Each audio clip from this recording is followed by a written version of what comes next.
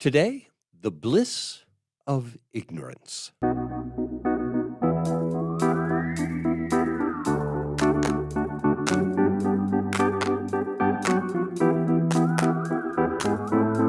Welcome to Coffee with Creamer, where you get to sit down with our host, Dr. Barry Creamer, for a conversation about faith, life, and culture. We'll look at old ideas through a new lens, turn those culture wars on their head, and paint a picture of the way things could be. If you like your thinking deep and your coffee hot, pull up a chair. You're in the right place.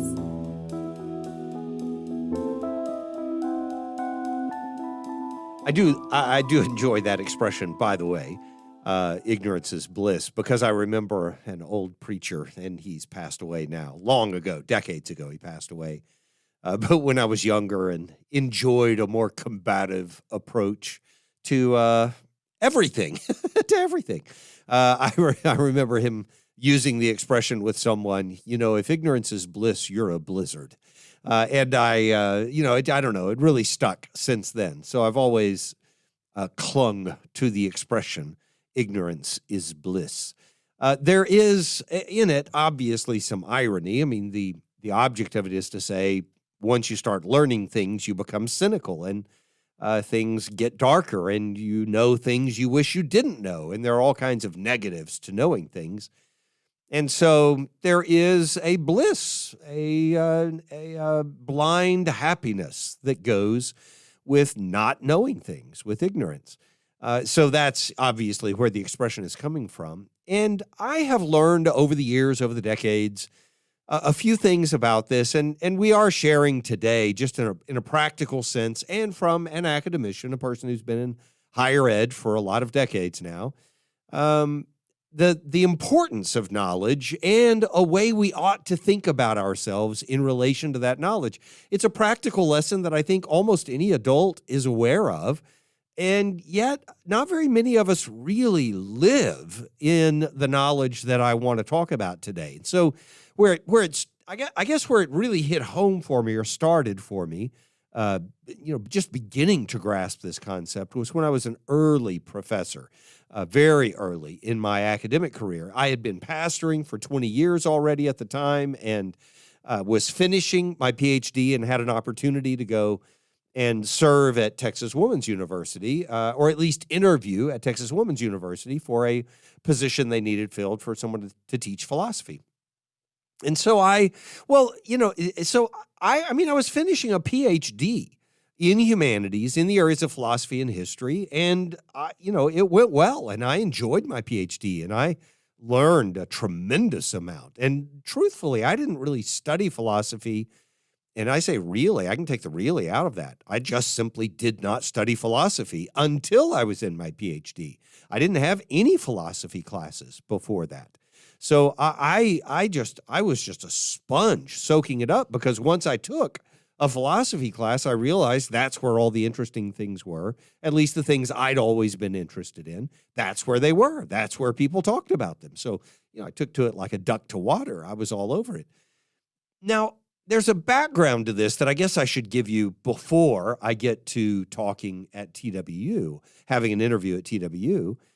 And that is, and this is not all autobiographical by any stretch of the imagination. I just want to give you the background for when this became real to me as an issue.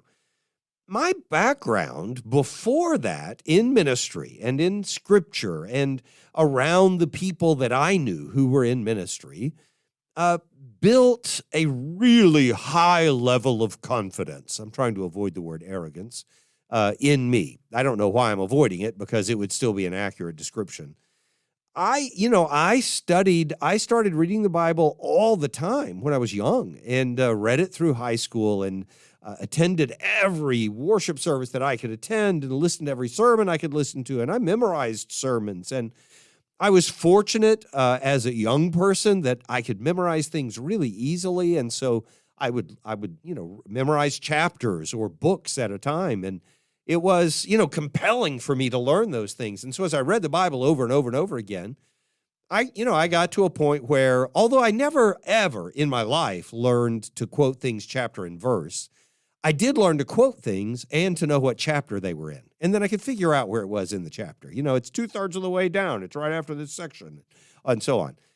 And so it appeared to people, and I don't mean this about everybody, that everybody would have evaluated it this way, but it sort of looked this way, that I had an encyclopedic knowledge of Scripture. It's not quite accurate, but I knew enough that if people asked a question, I could say, well, in 2 Corinthians 10, it says blah, blah, blah. And I would show them the verse. And, it was just from an early age, something that was surprising to people how much I knew. So that's what I thought of myself. Oh, I'm the guy that knows things. I'm aware of that. I know how to answer questions and so on like that. And so confidence never lacked. Combine that with debate and public speaking all the time. And yeah, arrogant probably is the right word to use for my youth, right? So anyway, I had all of that. So then I get this, I go through, I pastor for a long time, and there's a lot of humility that comes with pastoring because you learn how many things you don't know how to do and such.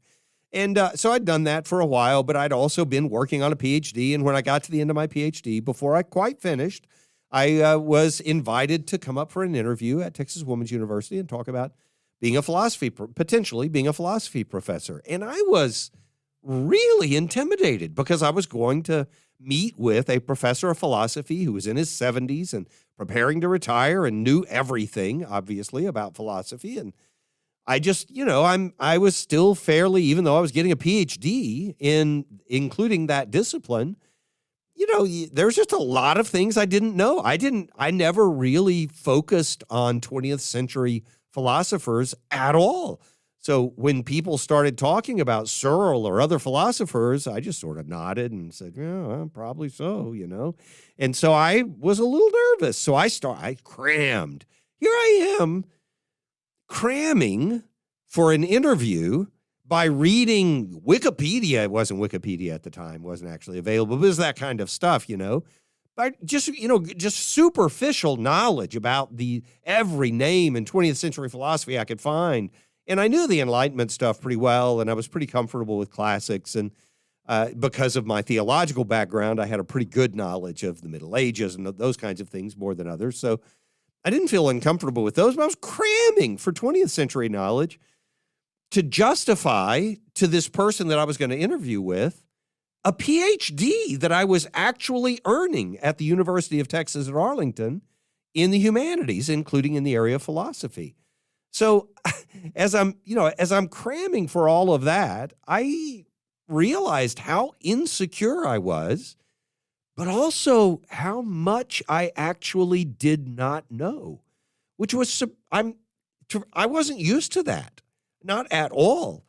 By the way, the interview went great, and we talked about the things I actually did know, and things were, all fine. And I really enjoyed that gentleman. Jack Sibley was his name, and he's passed away since then. But really fine man.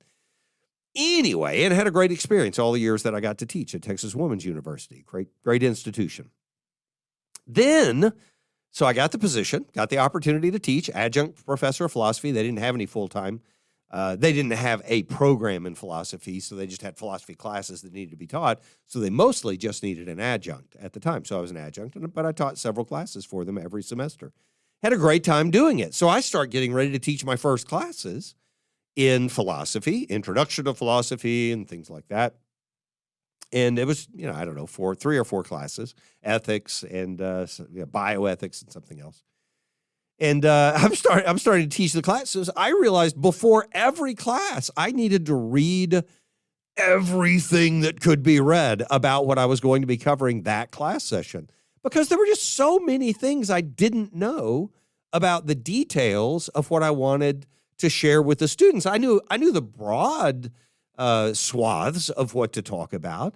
The broad strokes, I guess I should say, of what to talk about. I just didn't know the details. And so I was just cramming for knowledge that, again, I had a PhD in the discipline and was a little insecure about all of the things that I did not know that I needed to teach in those classes. And I did that for years. When I first started teaching at Criswell College and taught the Greek world or other courses like that, I did the same thing. I was trying to grasp things that I didn't really have that great a knowledge of before I would walk into a class and then act as if I knew it to students. It was really disconcerting until I got a little experience and learned one simple lesson that changed the whole way I think about doing everything I do now. And so for the rest of my ministry and academic career, I've learned this reality about how we serve. I learned, this is so dumb. You would think, how could you not have known this? But I'm telling you, I've given the advice to, I have no idea how many people, and it always matters. And what I learned was simply this: teach what you know. Don't try to teach the stuff you don't know. Don't try to act like you're someone you're not. And so having learned over a course of years of teaching in higher ed, to do that, to teach what I know, I began to realize sort of what was going on in my own experience. And a part of what was going on was, pride and a desire to compare myself with other people and act as if I were just as in the know as they were about the things they knew, instead of being able to say, well, I know the things I know and you know the things you know, and they may be different, but that's okay. It was really hard for me to do that. I think this is not the point in 2 Corinthians 10, but the quotation that comes to mind when I say these things is the one in 2 Corinthians 10, which is about those who measure themselves by one another, compare themselves with one another. The way I learned that in the King James, they that measure themselves among themselves and compare themselves among themselves are not wise.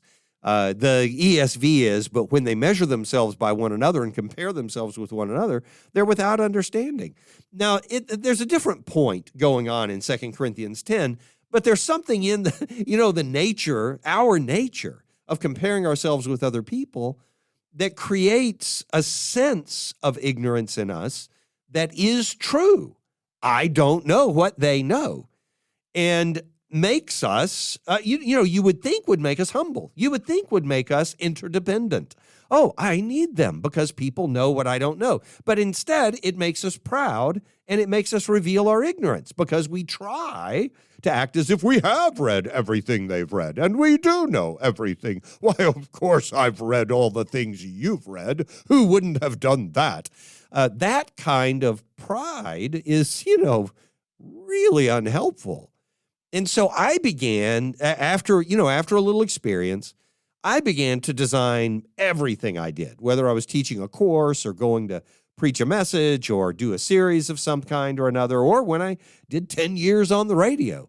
I learned to stop trying to pretend that I knew things I didn't know and start just talking about the things I did know. And lo and behold, the things I knew were enough to give me a reason to talk about the things that we needed to cover.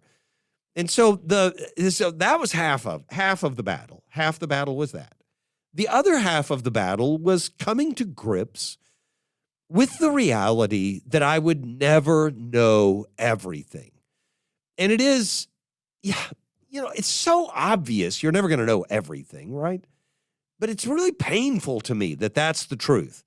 When people ask about the things that I regret or the things that I wish could be different in life, one of my common answers is, I really regret that I'm going to run out of time before I learn all the things that need to be learned.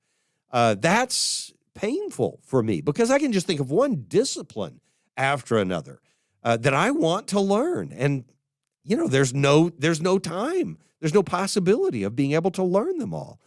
And so in all of that wrestling with how do I stay focused on the road that I have taken instead of the road not taken and so on, I learned to accept this reality that every time I read a book, every time I study a subject matter, every time I learn something, right? So the more I read, and I started saying this to my classes, I started saying it in all the settings where I had an influence, I would say the more I read, the further I see into the bottomless abyss of my dark ignorance.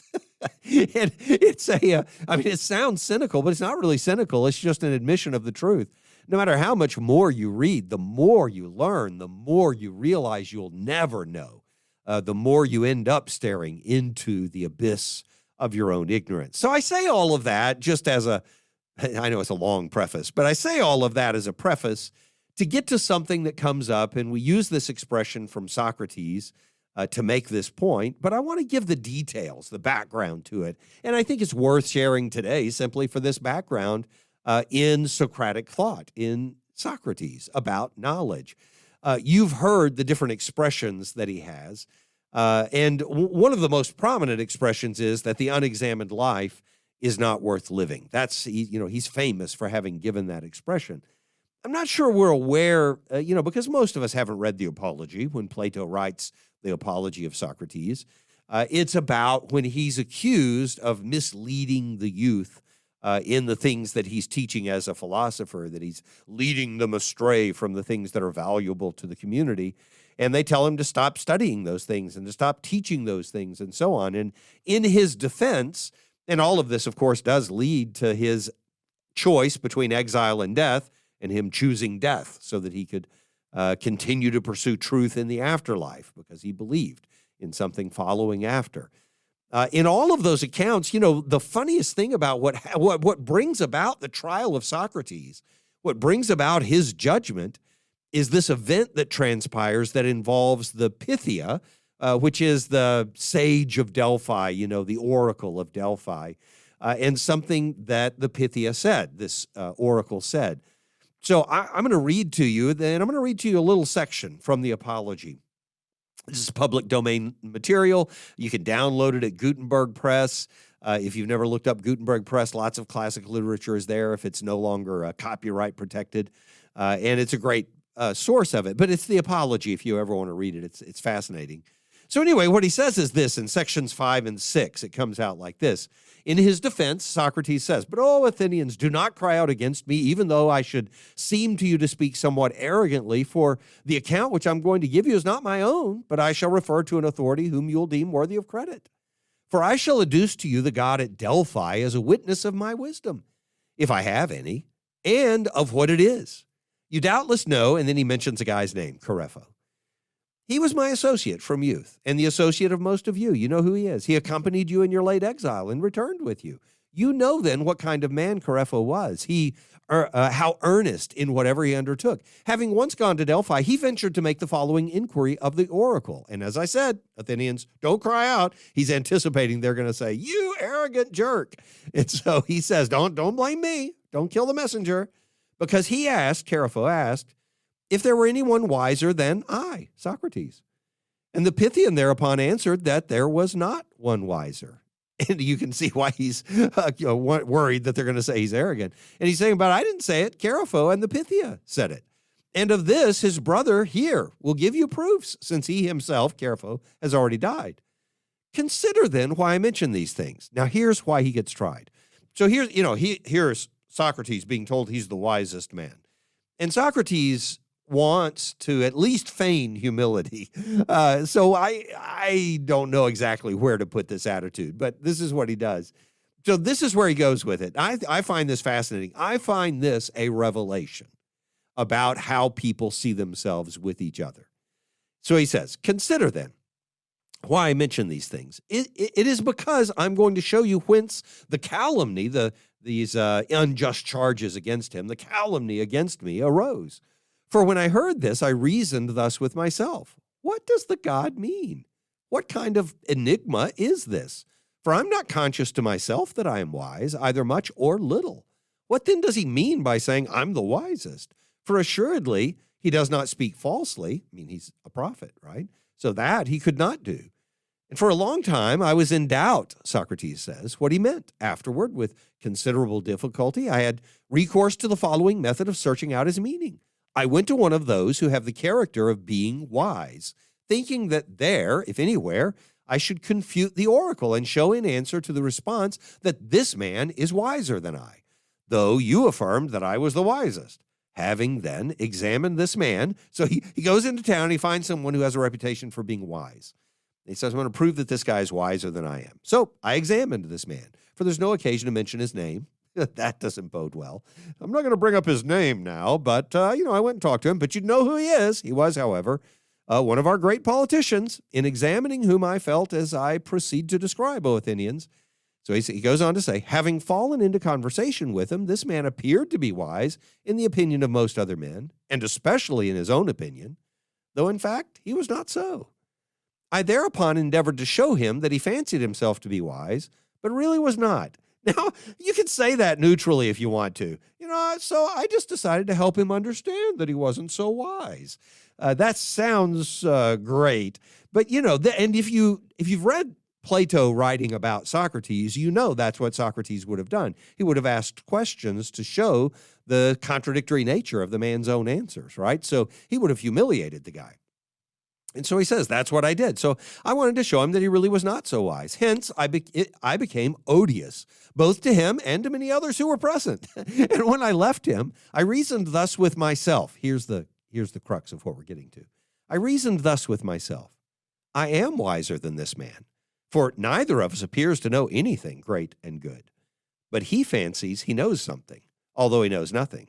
Whereas I, as I do not know anything, so I do not fancy I do. In this trifling particular, then, I appear to be wiser than he, because I do not fancy I know what I do not know. After that, I went to another who was thought to be wiser than the former and formed the very same opinion. Hence, I became odious to him and to many others. When he goes on to say it in the way that you've heard it expressed in its most powerful way, he's just basically saying, if I am the wisest of all men, it is because I know just as little as they do, but I also know that I do not know anything. That's the one additional bit of knowledge that he has. He's able to say, and this is the expression that we've given to it, I know that I do not know anything. That one bit of knowledge puts him a step ahead of the other people who think they know something when they don't. By the way, the other half of the Socratic dictum about knowledge is that if you cannot then start studying or examining the things that you don't know, finding where your ignorance is, then there's no point to living. So he goes on to say this, I then remained, and this is in section 17 of that. We were reading section 6 a moment ago. I then remained where they posted me like any other person and encountered the danger of death, but when the deity, as I thought and believed, assigned it as my duty to pass my life in the study of philosophy and examining myself and others, this is what the Pythia is doing by saying, you're the wisest of all men, so you have to pursue philosophy. He says, well, when the Pythia gave me that responsibility in examining myself and others, I should on that occasion, through fear of death or anything else, whatever, desert my post. Strange indeed would it be. And then, in truth, anyone might justly bring me to trial and accuse me of not believing in the gods, from disobeying the oracle, fearing death, thinking myself to be wise when I am not. Perhaps, however, someone will say, can you not, Socrates, when you've gone from us, live a silent and quiet life? Just leave it alone. Let it go. You don't have to be a troublemaker. Live a silent and quiet life. This is the most difficult thing of all to persuade some of you. For I say that would be to disobey God, the deity. And that, therefore, it is impossible for me to live quietly. You would not believe me, thinking I spoke ironically.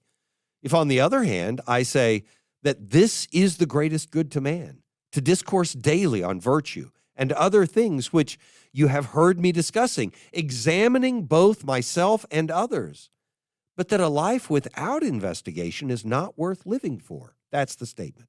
The unexamined life is not worth living. Still less would you believe me if I said this. His point is, look, I know I'm upsetting everybody by talking about these things and by studying these things and by confronting people with the things that they don't know or that they don't want to know. But what am I supposed to do? Ignore the fact that God gave me the responsibility of examining my own ignorance and trying to fill the void? And therefore, in my own learning, be able to share that learning with others and for them to grow in their knowledge as well. Now, at the same time, there's a little whininess in it if what he was saying was, well, do you think I'm not supposed to confront you with the things you don't know? And then why aren't you happy about it? But he's not really telling them to be happy about it. So I'm going to take the whininess out of it and assume there's something mature in the way that he's approaching it, in which case you just have to say, a John the Baptist is the same thing these are heroes for me, the people who are willing to stand on the other side of the river and say, unless you repent, you will all perish. You are all going to be judged. So make a choice, do something different, bring forth works that are just for righteousness, that measure up to the righteousness you're supposed to have, and so on. When I think of a John the Baptist, I think, yeah, that's the way to be. I mean, you're in jail, and the Herod has total power over you. And yet you say, what you're doing is not right, and I'm not going to tell you it's right, regardless of what you want to hear. That just makes me put my arms up and go, yes, somebody's willing to do what they're supposed to do. I love that. I appreciate it. Now, I bring that up because we all live in ignorance. We all don't know some things.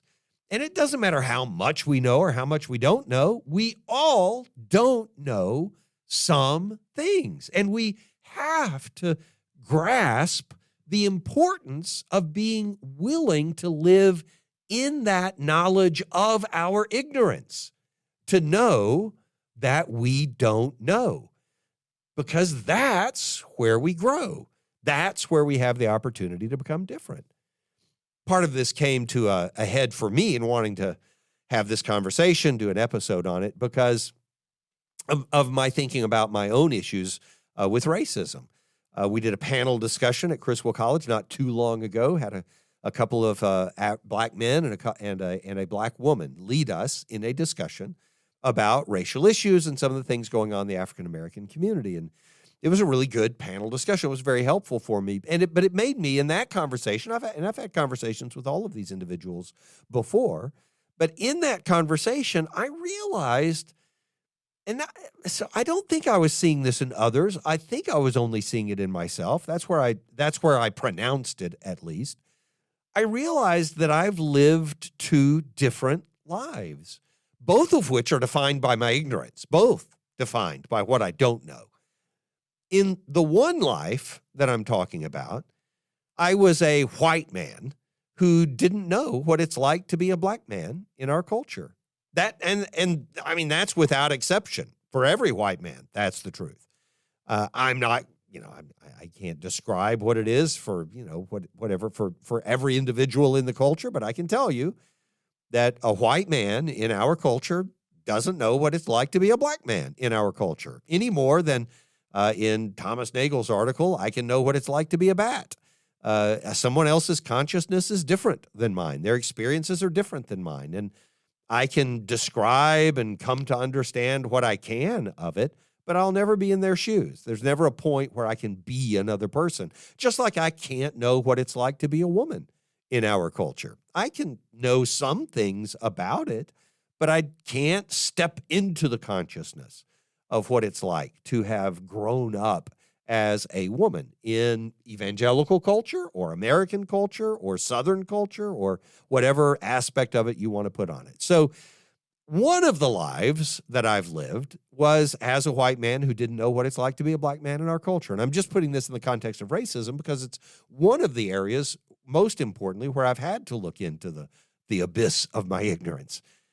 But in the other life, and this is the more recent one, and I'd say it's a 10-year-old life, and I'm about that mature in it, probably 10 years old. In the other one, the more recent life, I am a white man who knows he doesn't know what it's like to be a black man in our culture. And that changes a lot.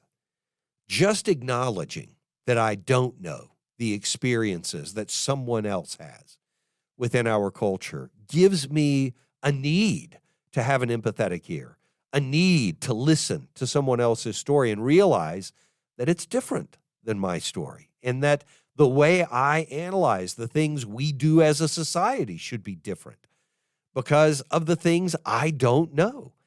And the things I don't know are made important by the fact that I know I don't know them. Hugely important.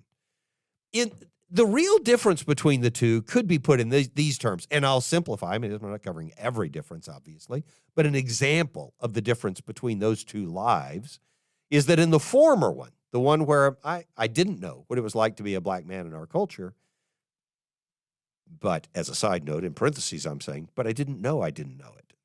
I wasn't paying attention to that fact. In that life, I said I wasn't a racist. I grew up saying I wasn't a racist. I grew up saying I cared about racial issues. But I laughed at racially charged jokes. Not straight up racist. Well, some of them were, probably. But a lot of racially charged jokes. I mean, I always thought to myself, well, I don't mind people laughing at me. Well, there's some truth to that and some falsehood to that. But in some ways it was the case. But it's not the same. I wasn't in a minority. I was a white boy becoming a white man in our culture. But I did nothing in that former position of being a person who doesn't know what it's like to be a black man in our culture. I did nothing to notice or respond to the inequalities that were staring me in the face, even though I wasn't paying attention to them. In this latter life, the last 10 years or so, that I've been aware of my ignorance, I acknowledge the racism that still constantly threatens to seep out of, or maybe into, my soul. It's probably both directions. But I don't take lightly anymore the caricatures or stereotypes or tropes or other sweeping generalizations that diminish the way I ought to respect every person I encounter. And that's encountering a person as part of a minority. I'm not pretending I'm colorblind. I know when I'm meeting a black man, I want to meet a black man. But also simply as a person as independent in thinking and value as every other soul, that is. I don't meet a black man and say, oh, now I'm going to get the black opinion on things. I'm going to get a man's opinion on it. And he's a black man's opinion on it. It is a black man's opinion on it. I also recognize the injustice done when any person is pigeonholed only to the degree that they agree or disagree with the tropes that are assigned to a group of which they may very well be a part. That is, when I apply stereotypes to the people that I'm around, regardless, on one side or the other. Wow, that's exceptional. They're not like someone else. This comes out in the phrase that's just so inappropriate, that comes out all the time when people say it about someone about a black man, when they say, oh, look how articulate he is. They mean it in a perfectly complimentary fashion. Look how bright. And all of that is carrying forward tropes and stereotypes that would make it as if it's something unusual to have that characteristic. My encounter, my comeuppance, was being slapped in the face with the awareness that I had just ignored those things for so many decades of my life. Have I got it right now? Not even close. Have I solved the problem? Please, there's no solving the problem. But at least I am aware of how many, or at least that there are a limitless number of things about which I'm completely ignorant, that I still just have to learn and learn and learn, and I'll never come to the end of it. So my point in sharing all of this is that I think there are some things that we ought to learn. We ought to understand about why these things are the way they are and why our ignorance is what it is. Like I said, the show's not about racism. It's just about our ignorance, our lack of knowing things, and the importance of knowing that we don't know things. So why don't we know certain things? And I'm not an expert on this. It's not like I'm a psychologist or trying to figure it out entirely, but I know the things that have confronted me, that have slapped me in the face. And one is a line that I heard in this book by Solzhenitsyn. You know Solzhenitsyn's Gulag Archipelago, and he has another book called In the First Circle. They're fantastic works. They're really long. It's a chore. It's, like War and Peace kind of trudge to get through them sometimes. But, and I'm saying all of that looking across at my producer who read War and Peace in, a week or 2 weeks or something absurd like that. Anyway, In the First Circle is one of those novels by Solzhenitsyn, and it's describing the Soviet gulag, the Soviet prison camp system, sort of prison/work camp system. It's really weird. It's called In the First Circle because there were lots of people who were arrested just so they could have more personnel in these environments where they would work. And there were lots of places, prisons, that were less prisons than they were just factories. And it wasn't really punishment to be there. It was just, we need you to work, and so you're going to continue to work, and you don't have freedom. But it's not a place where you're being constantly punished. So anyway, they're in the first circle. It's it's Dante's first circle of Hades. It's purgatory kind of thing where you're not in the fire, but you're also completely bound in it, and there's no easy escape from it. That kind of thing. So anyway, this is what this line just took me aback when I heard it, because it was describing this mid-level person in management, in the militaristic political structure of the Soviet Union, who just goes along to get along, and he's just obviously operating in making nonsensical decisions in terms of pure reason, but decisions that protect his career and protect his interest. And so the line that Solzhenitsyn creates is this. He says, thinking had always brought him setbacks, whereas zealous subordination had always brought him gain. That line, that's a brilliant line, and it's so accurate. Man, when I think about what's going on in our political parties right now in the United States, there's a lot of this. Thinking, acting independently, using your mind. Thinking had always brought him setbacks, whereas zealous subordination had always brought him gain. That's what we've learned. That's what we saw in Texas. Phelan is not facing a crisis in his position because he had zealous subordination. He was willing to put his neck on the block and say, we're going to submit the articles of impeachment. And now the people who faced the articles of impeachment are trying with all their might to take him down. By the time this airs, they may have taken him down. I don't know. But you get the idea. You just learn to avoid the pain that goes with independent thinking. And where I would put that in the way I have to think about my life, and I don't know where it fits in yours, but would be the sometimes struggle. I'm not sure it's not constant struggle, but at least sometimes struggle between conformity, I'm going to get along, zealous subordination, I want to fit in, don't want to rock the boat, the sometimes struggle between conformity and conviction that comes up, and I think it comes up in every believer's life at some point. It may come up constantly in every believer's life. And I get it. There's a problem when conviction turns to intransigence, that you just don't care about the people around you and you can't even listen and negotiate and you're not willing to compromise on anything and so on. I get that. Intransigence is not what I'm trying to bring up as a goal here. But the awareness that sometimes our ignorance isn't based in a lack of ability to know something or a lack of opportunity to study a discipline or to make hard choices, but rather complacence. Thinking it always brought him setbacks. He didn't want to know certain things, and he didn't want to think about certain things because zealous subordination was the thing that always brought him gain. There is a certain amount of ignorance, a certain amount of knowledge that's sacrificed in our society because we want to be a part of the team that wins. We want to be a part of something we believe in, and it doesn't matter whether it's actually true or not. What matters is that we are capable of believing in it if we can just ignore those other things.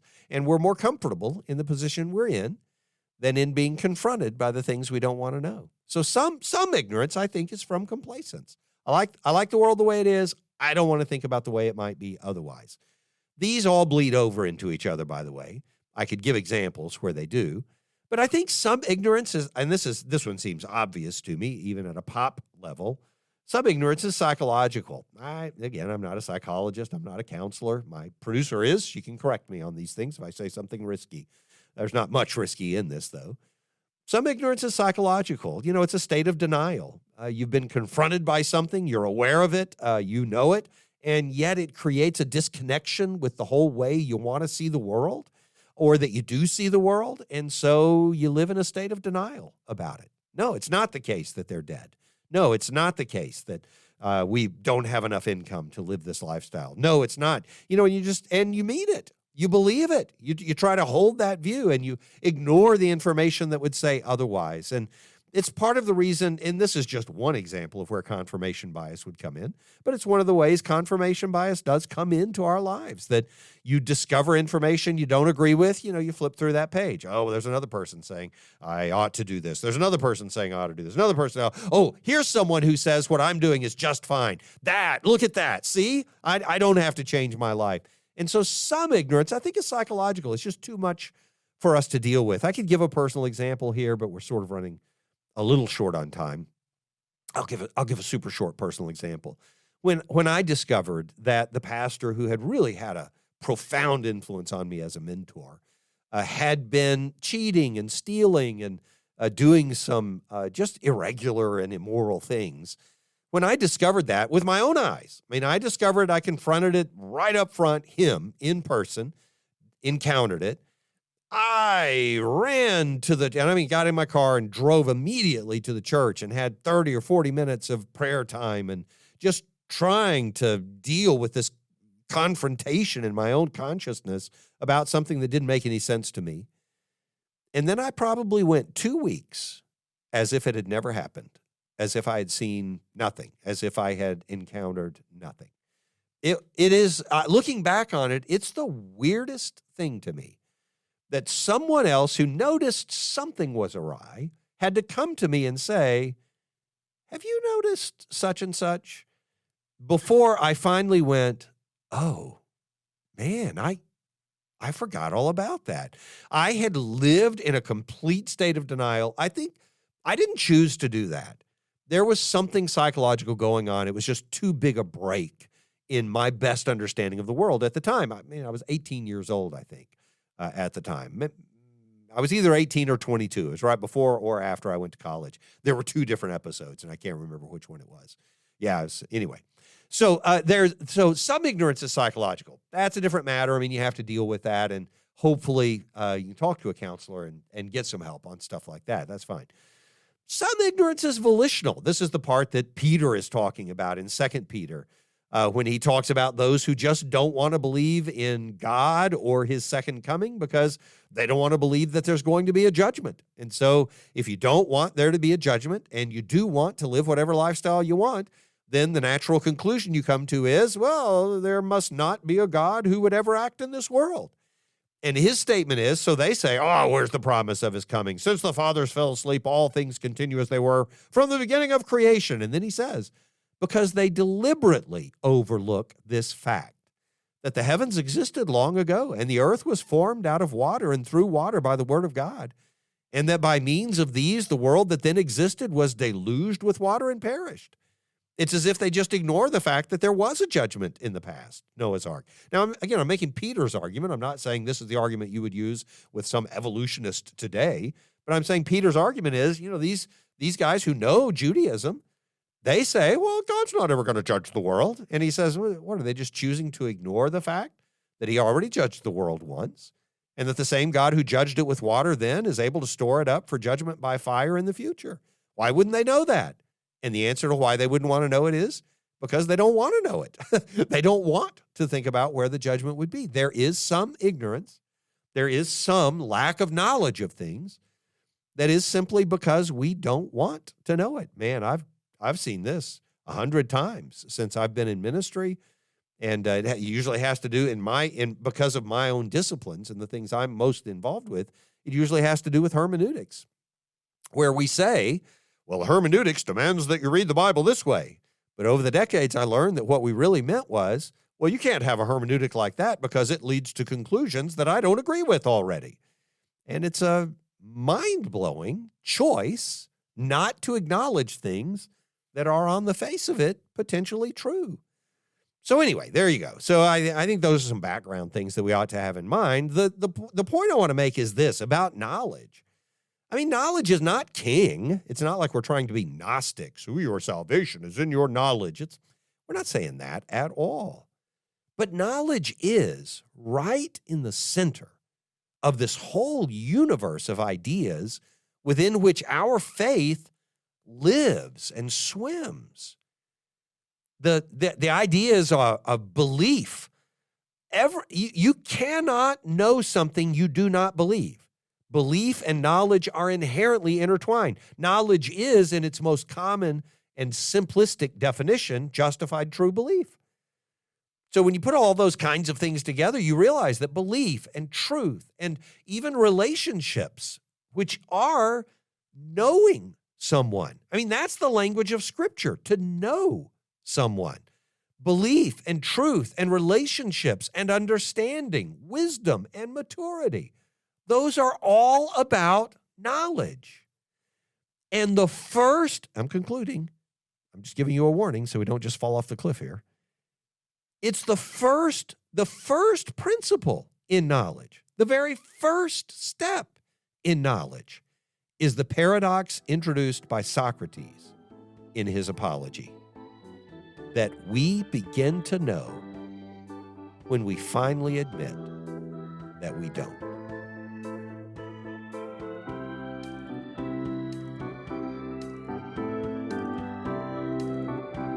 Thanks for joining us for Coffee with Creamer. Your cup of coffee may be finished, but we are not.